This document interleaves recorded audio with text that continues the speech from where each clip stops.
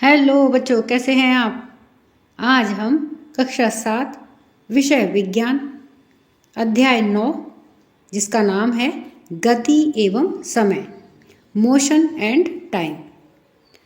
तो इस चैप्टर के हम सभी प्रश्नोत्तर देखने वाले हैं। तो आइए चलिए प्रश्नोत्तर देखते हैं।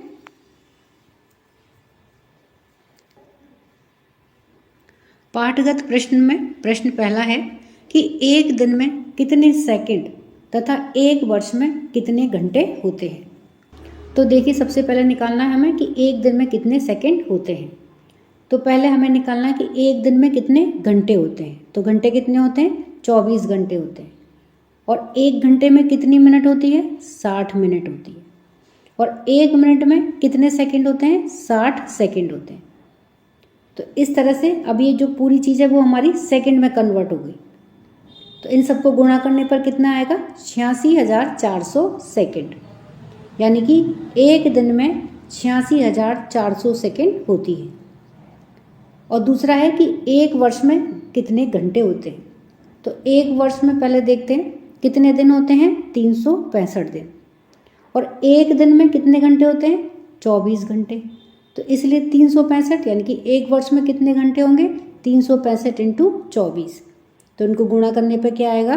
8,760 घंटे। एक वर्ष में कितने घंटे हुए? 8,760। प्रश्न 2, जब लोलक वाली घड़ियां नहीं थी तब समय कैसे मापा जाता था।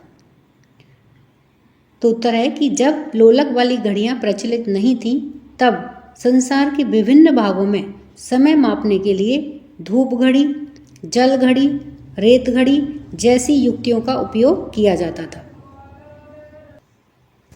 प्रश्न 3, क्या कोई ऐसी युक्ति है जो चाल मापती है।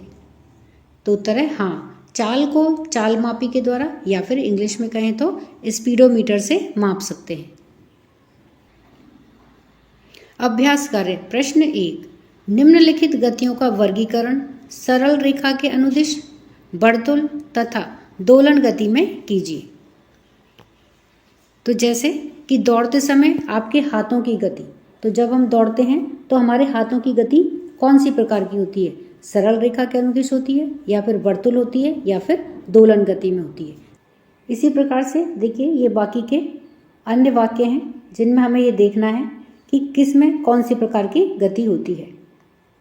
उसी प्रकार में इनका वर्गीकरण करना है। तो आइए इन्हें देखते हैं।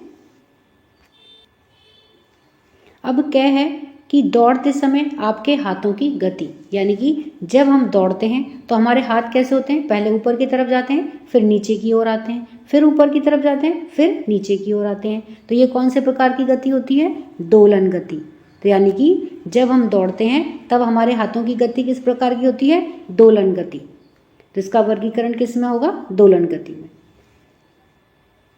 सीधी सड़क पर गाड़ी को खींचते समय घोड़े की गति, तो यह कैसी गति है? सरल रेखा के अनुदिश गति। यानी कि जब सड़क पर घोड़ा गाड़ी को खींचता है तो वह आगे की तरफ खींचता है सीधी रेखा में, तो इसको क्या कहेंगे? सरल रेखा के अनुदिश गति। तो इसमें घोड़े की गति कैसी होगी? सरल रेखा के अनुदिश गति। मैरी गो राउंड झूले में बच्चे की गति, तो मैरी गो राउंड में झूला कैसे घूमता है? गोल गोल घूमता है। तो उसमें बैठा हुआ बच्चे की गति भी कैसी होगी? उसी प्रकार से गोल गोल गति होगी। तो इस गति, यह कौन सी प्रकार की गति होती है? वर्तुल गति।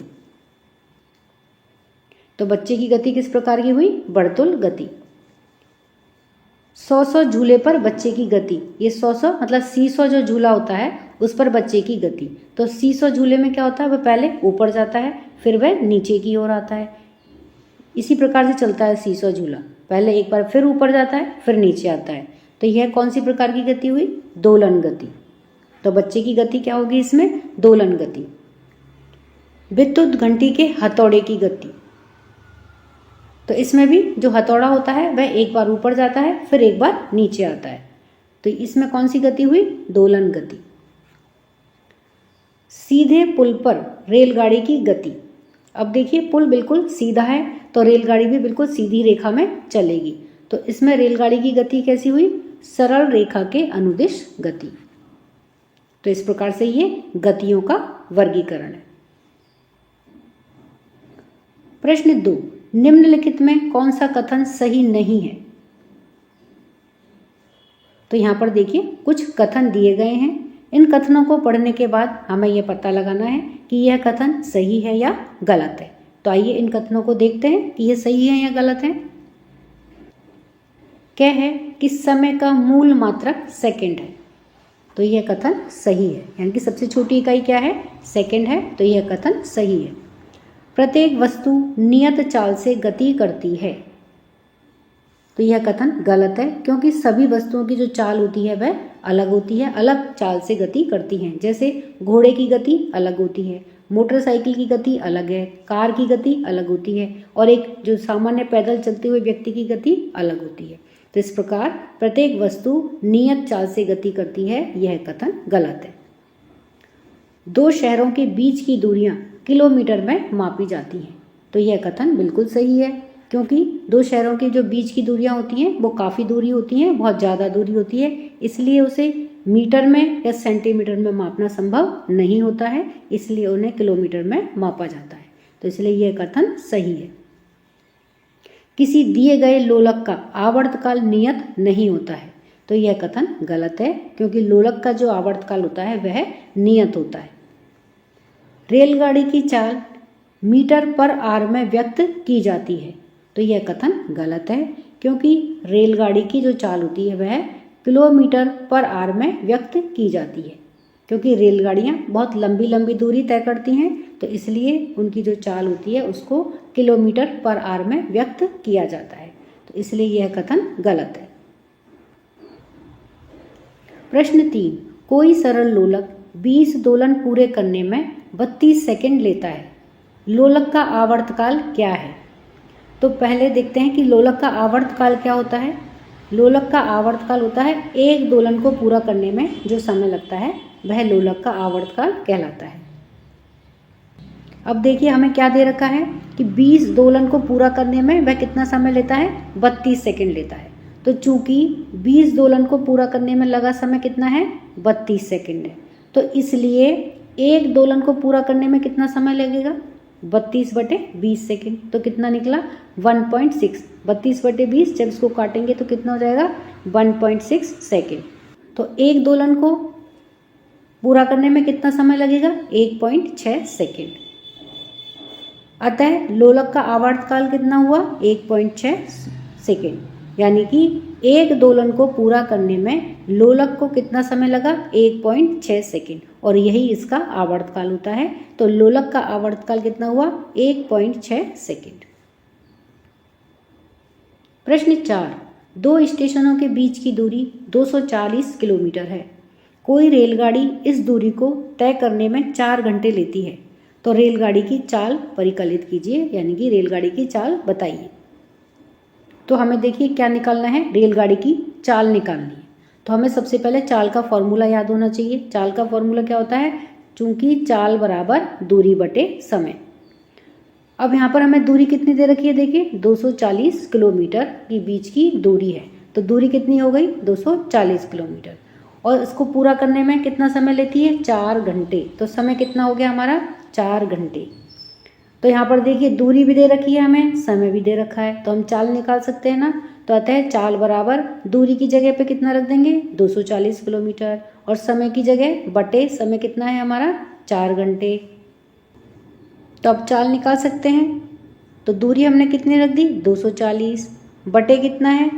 समय है, तो समय कितना है? 4 घंटे। अब इसको काटेंगे तो कितना आ जाएगा? 60। तो 60 किलोमीटर पर आवर, ये घंटे हैं इसलिए पर आवर। तो चाल कितनी हुई रेलगाड़ी की? 60 किलोमीटर पर आवर। एक घंटे में 60 किलोमीटर चल रही है, अतः रेलगाड़ी की चाल 60 किलोमीटर पर आवर होगी।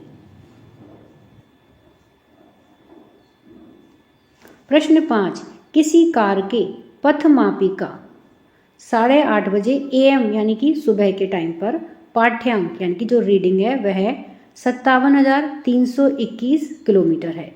पथमापी यानी कि जो रास्ते को नापने वाला यंत्र होता है, ओडोमीटर, उस पर सुबह के 8:30 बजे पर जो पाठ्यांक है, जो रीडिंग है, वह कितनी है? 57,321। यदि 8:50 AM पर, यानी कि उसके 20 मिनट बाद में, पथमापी का पाठ्यांक परिवर्तित होकर के 57,336 किलोमीटर हो जाता है, तो कार के द्वारा चली गई दूरी कितनी है? और कार की चाल किलोमीटर पर मिनट में परिकलित कीजिए। इस चाल को किलोमीटर पर आवर में भी व्यक्त कीजिए। तो देखिए, सबसे पहले तो देखते हैं कि हमें क्या क्या दिया गया है। तो सबसे पहले हमें दिया गया है कि कार के पथमापी का 8:30 AM पर, यानी कि 8:30 बजे AM, यानी कि सुबह का जो टाइम होता है, उस पर रीडिंग कितनी है? पाठ्यांक कितना आया है हमारा? 57,321 किलोमीटर। उसके बाद में कार के पथमापी का 8:50 AM पर पाठ्यांक कितना आया है? 57,336 किलोमीटर। अब कार के द्वारा चली गई दूरी हमें निकालनी है, यानी कि यह कार, यहाँ पर देखिए 8:30 बजे और यहाँ पर कितने बजे? 8:50, यानी कि इस 20 मिनट में कार ने कितनी दूरी तय करी। तो यहाँ पर देखिए 8:50 वाली दूरी में से 8:30 वाली जो दूरी है उसको घटा देंगे, यानी कि 57,336 में से माइनस कर देंगे 57,321 को, तो हमारा कितना आ जाएगा? 15 किलोमीटर। अतः कार के द्वारा चली गई दूरी कितनी हो गई हमारी? 15 किलोमीटर। अब दूसरा पूछ रहा है कि किलोमीटर पर मिनट में कार की चाल। तो कार के द्वारा दूरी को तय करने में लिया गया समय, यानी कि इस दूरी को कितनी देर में उसने पूरा करा। तो 8:50 AM में से 8:30 या 8:30 बजे का जो टाइम है उसको निकाल देंगे, तो कितना आएगा? 20 मिनट। तो 20 मिनट में कार ने कितनी दूरी तय करी? ये 15 किलोमीटर। अतः कार की चाल, अब हमें क्या निकालनी है? कार की चाल निकालनी है किलोमीटर पर मिनट में। तो चाल बराबर क्या होता है? दूरी बटे समय। तो दूरी देखिए हमारे पास में कितनी आ गई? 15 किलोमीटर। समय इसने कितना लिया था? 20 मिनट। तो चाल क्या हो जाएगी? इसको काटेंगे तब कितना आ जाएगा? 0.75 किलोमीटर पर मिनट। 20 मिनट में ही था ना, तो 0.75 किलोमीटर पर मिनट, और किलोमीटर पर मिनट में ही हमें कार की चाल निकालनी है। अब इसी में ही हमसे और पूछा गया है कि जो कार की चाल है उसे किलोमीटर पर आवर में भी निकालिए, यानी कि वह कार 1 घंटे में कितना चली। तो देखिए, किलोमीटर पर आवर में निकालने के लिए हम क्या करेंगे? पहले हम देखते हैं कि 1 मिनट में कितने घंटे होते हैं? 1/60। 1 मिनट बराबर 1/60 मिनट। तो 1 मिनट में हमें घंटे निकालने हैं कि 1 मिनट के अंदर कितने घंटे होते हैं। तो 1/60 घंटे ये 1 मिनट के अंदर होते हैं। तो यहाँ पर देखिए, ये जो चाल है हमारे पास में किस में आई है? मिनट में आई है, और इसको ही हम अब किस में करेंगे? आवर में या घंटे में चेंज कर देंगे। तो 0.75 किलोमीटर, और इसके नीचे कितना लिखा हुआ था? मिनट लिखा हुआ था।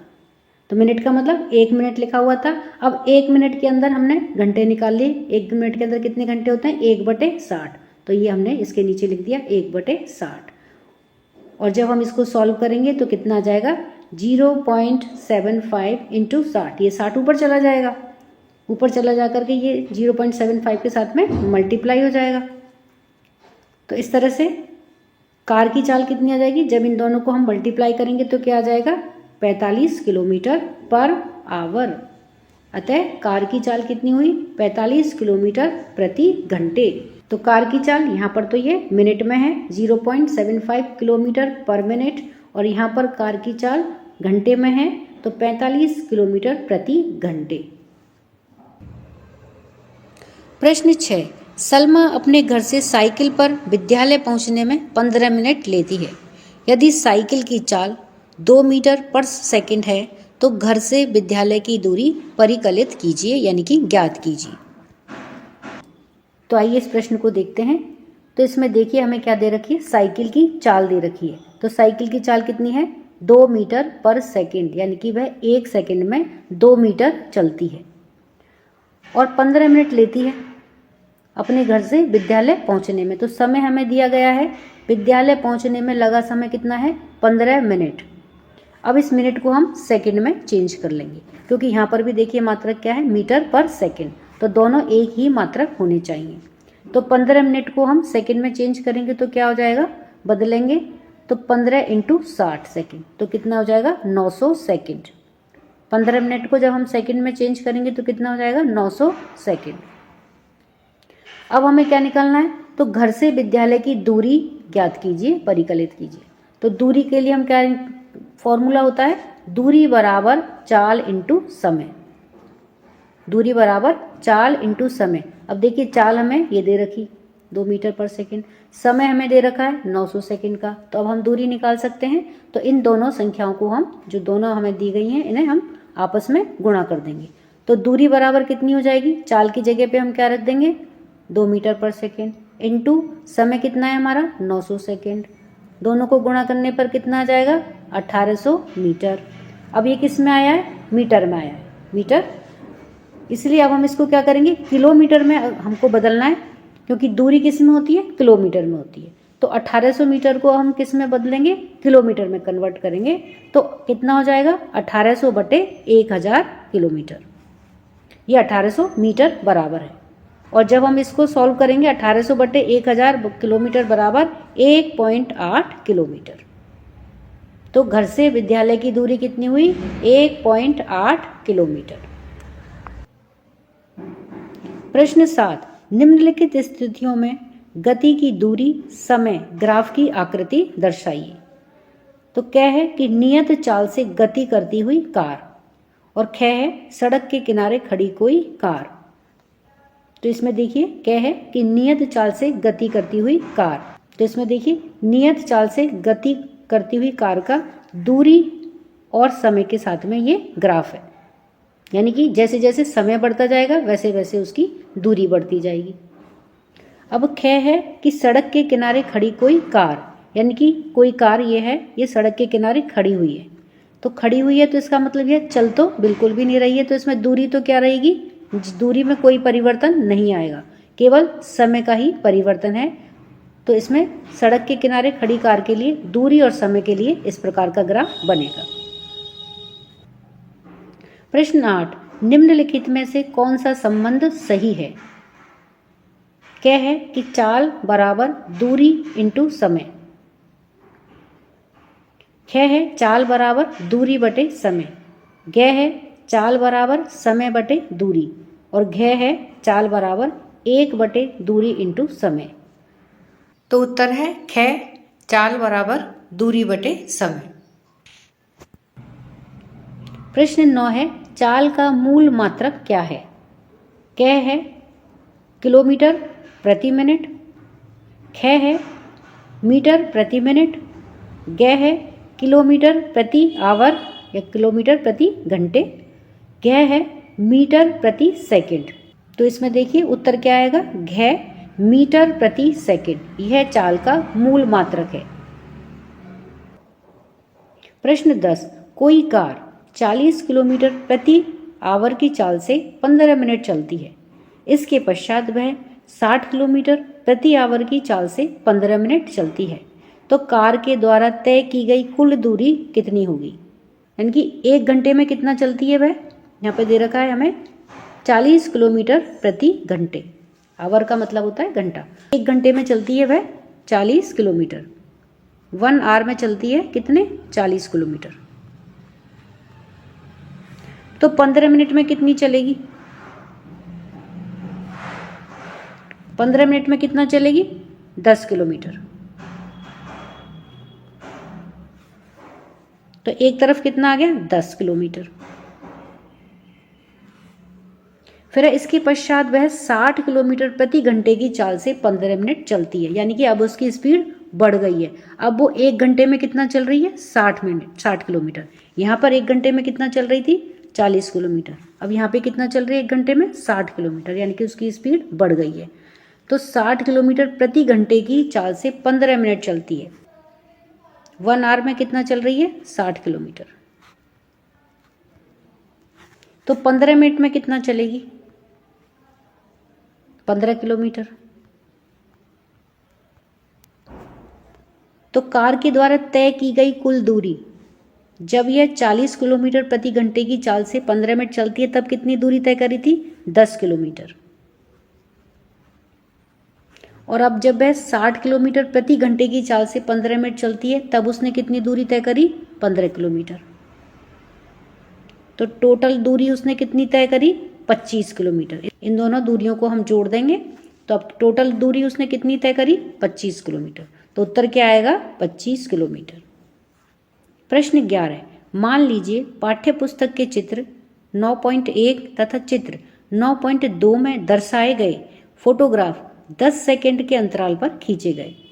यदि इन फोटोग्राफों में 100 मीटर की दूरी को 1 सेंटीमीटर के द्वारा दर्शाया गया है तो तीव्रतम कार की चाल परिकलित कीजिए। तो देखिए फोटोग्राफ को लेने में लगा समय कितना दे रखा है? 10 सेकेंड। तो कितना आएगा? 10 सेकेंड। दूरी कितनी दे रखी है? 100 मीटर की दूरी है, तो दूरी बराबर 100 मीटर। अब हमें क्या निकालनी है? तीव्रतम कार की चाल परिकलित कीजिए। चाल हमें निकालनी है। तो चाल का फॉर्मूला क्या होता है? चाल बराबर दूरी बटे समय। अब इसमें दूरी हमें दे रखी है 100 मीटर, तो यहाँ पर देखिए हमने ये 100 मीटर निकाल दिया। दूरी और समय कितना दे रखा है हमें? 10 सेकेंड, तो हमने ये 10 सेकेंड लिख दिया। तो अब जब हम इसको काटेंगे तो कितना हो जाएगा? 10 मीटर पर सेकेंड।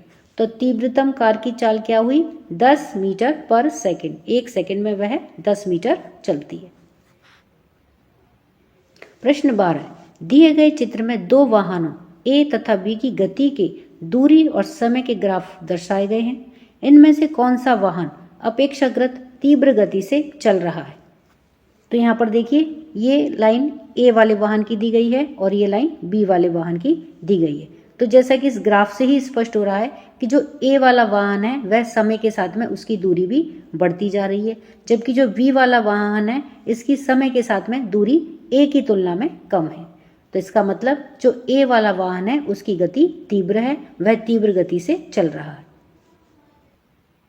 प्रश्न 13, निम्नलिखित दूरी समय ग्राफों में से कौन सा उस ट्रक की गति को दर्शाता है जिसमें उसकी चाल नियत नहीं है, यानी कि एक जैसी चाल नहीं है?